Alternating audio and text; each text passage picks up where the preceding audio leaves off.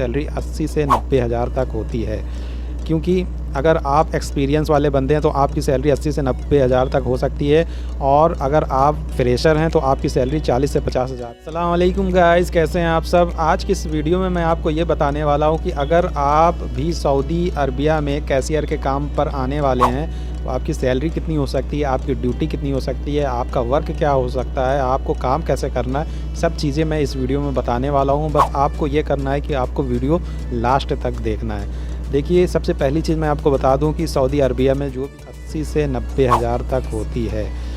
क्योंकि अगर आप एक्सपीरियंस वाले बंदे हैं तो आपकी सैलरी 80 से 90 हज़ार तक हो सकती है, और अगर आप फ्रेशर हैं तो आपकी सैलरी 40 से 50 हज़ार भी। तो सबसे बड़ी चीज़, अगर आप जितना टाइम यहाँ इन्वेस्ट करेंगे उतनी ही सैलरी आपकी इंक्रीज़ होती जाएगी। तो सबसे पहली चीज़ मैं आपको बता दूं कि आप कैसे आ सकते हैं Saudi Arabia as a cashier के काम पे। तो सबसे पहले सऊदी अरबिया आने के लिए आपके पास पासपोर्ट होना चाहिए। इसके बाद आपको इंटरव्यू देने के लिए आपकी क्वालिफ़िकेशन होनी चाहिए। क्वालिफ़िकेशन क्या होनी चाहिए वो चीज़ मैं आपको बता देता हूँ। देखिए, अगर आप चैनल पर नए आए तो सबसे पहले आप चैनल को सब्सक्राइब कर लें, क्योंकि अगर आप चैनल को सब्सक्राइब करते हैं तो आपका कुछ नहीं जाता, लेकिन उससे मुझे बहुत फ़ायदा मिलता है। अगर आप चैनल को सब्सक्राइब करते हैं तो आने वाली सारी वीडियोज़ के अपडेट्स आपको मिलते रहते हैं। अब आपकी योग्यता मैं आपको बता दूं कि अगर आप कैशियर के काम में आ रहे हैं तो आपको मिनिमम आपकी क्वालिफ़िकेशन इंटर या ग्रेजुएशन ज़रूर होनी चाहिए, प्लस आपको इंग्लिश स्पीकिंग भी आनी चाहिए, यानी कि बिगनर लेवल की स्पीकिंग तो आपको आनी ही चाहिए। इसके बाद आपको कंप्यूटर में MS word, excel, power point और MS ऑफिस के जितने भी सॉफ्टवेयर होते हैं उन सब पर आपको काम करना आना चाहिए। क्योंकि अगर आपको नहीं आता है तो आप यहाँ पर डिमोटिवेट भी हो सकते हैं। तो अगर आपको थोड़ी बहुत भी नॉलेज होती है एक्सेल या वर्ड की तो आपके लिए प्लस पॉइंट हो जाता है। अब देखिए, आपको इंटरव्यू देने जाते समय आपको क्या क्या क्वालिफ़िकेशन आपकी होनी चाहिए। आपको ग्रेजुएशन होनी चाहिए, इसके बाद आपकी स्पीकिंग मस्ट होनी चाहिए, इसके बाद आपको थोड़ी बहुत इंग्लिश के कुछ वर्ड, अरबी के कुछ वर्ड भी आने चाहिए। तो अब ये हो गई आपकी क्वालिफ़िकेशन। आप इंटरव्यू क्लियर कर लेते हैं, इसके बाद आपका मेडिकल होता है। मेडिकल आप जैसे ही अपने एजेंट को देते हैं उसके बाद 1 हफ़्ते के बाद आपका वीज़ा आ जाता है। अब आप वीज़ा ऑनलाइन चेक कर सकते हैं। उसके बाद आप वीज़े के बाद 15 दिन के बाद आपका टिकट आ जाता है। आपके टिकट आने के बाद आपको फ़्लाइट से सऊदी आ जाना है। जब आप नए आते हैं सऊदी में तो आपको आपके एयरपोर्ट से बाई टैक्सी आपको अपनी दुकान या अपनी कंपनी या अपने दोस्त यार जहाँ पे रहते हैं वहाँ तक आपको बाई टैक्सी आना पड़ता है पहली बार।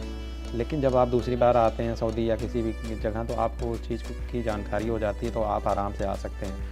तो आप अपने कफील से या अपने दोस्त यार से जिसने भी आपको बुलाया है तो वो आपको बता देता कि आपको लोकेशन दे देता कि आपको कहाँ पर जाना है, और टैक्सी वाले को भी बता देता है। जब आप वहाँ से फ़ोन करवाते हैं एयरपोर्ट पर पहुँचकर, वो नंबर देते हैं जो कफील का है या जो मुदीर का है या जो फिर किसी दोस्त यार का है, तो वो टैक्सी वाले को बता देता है कि हम टैक्सी वाले कि यहाँ तक आपको आना है।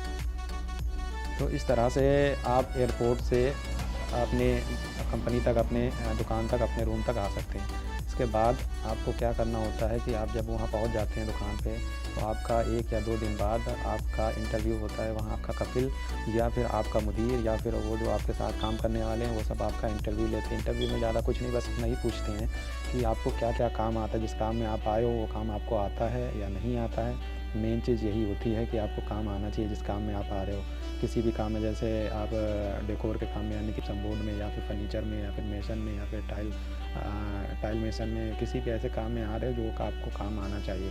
तो इस तरह से आपका इंटरव्यू होता है, आपको बताना होता है, आपको करके दिखाना होता है वो काम। फिर इसके बाद आपकी ड्यूटी स्टार्ट हो जाती है। दूसरे या तीसरे दिन आपकी जितनी ड्यूटी रहेगी वो आपको पहले ही दिन बता दिया जाएगा कि आपको दिन में इतने बजे आना है और इतने बजे लंच के लिए जाना और इतने बजे आपकी ड्यूटी ख़त्म हो जाएगी। सारी चीज़ वो आपको दुकान में मुदीर बता देता है या कफील बता देता है।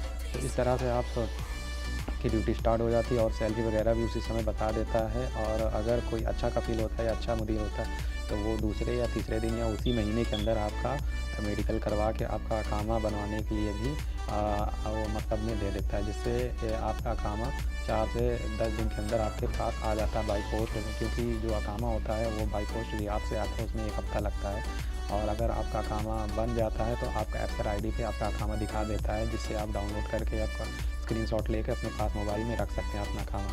और अगर आप ड्राइवर के काम पे आते हैं तो ड्राइवर के लिए आपको कम से कम 3-4 महीना इसी तरह से ऐसे ही आपसे काम लेते हैं। फिर उसके बाद आपका रुख्सा बनवाते हैं, यानी कि लाइसेंस बनवाते हैं, तो उसमें भी कम से कम 15 दिन का टाइम लगता है रुख्सा बनवाने में। तो इस तरह से आप अपने काम में आ सकते हैं। और अगर वीडियो अच्छा